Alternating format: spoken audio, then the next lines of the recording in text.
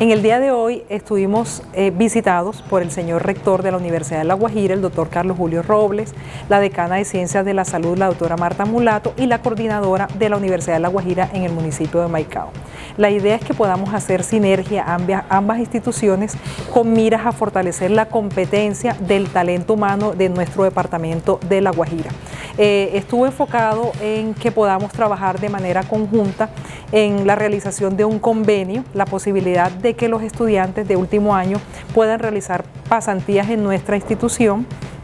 que eso pueda enriquecer su formación académica en temas sociales y comunitarios y con el enfoque étnico y cultural para nuestra población. También tuvo otro eje fundamental, la coordinación o la planeación de una misión académica internacional que pueda la Universidad de La Guajira, con el apoyo de la Universidad de Manitoba, Canadá, fortalecer sus programas de salud intercultural. Y por otro lado, también que se tenga la posibilidad de que pueda la universidad desarrollar unos proyectos enfocados en las necesidades y expectativas de nuestra población, con miras a desarrollar progreso, a cambiar todo el panorama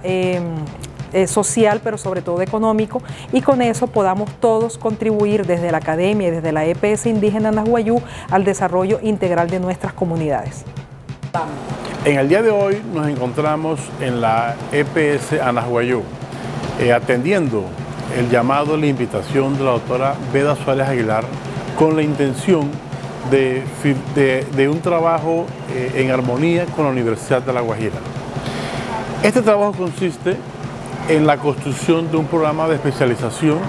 en salud intercultural. Este trabajo consiste en fortalecimiento del proceso docencia-servicio con los programas de salud que tiene la Universidad de La Guajira, y de igual manera una ruta para que podamos tener una misión académica con la Universidad de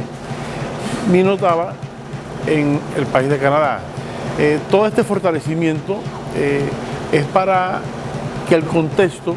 pueda tener mayores y mejores oportunidades. De esta manera nos comprometemos en trabajar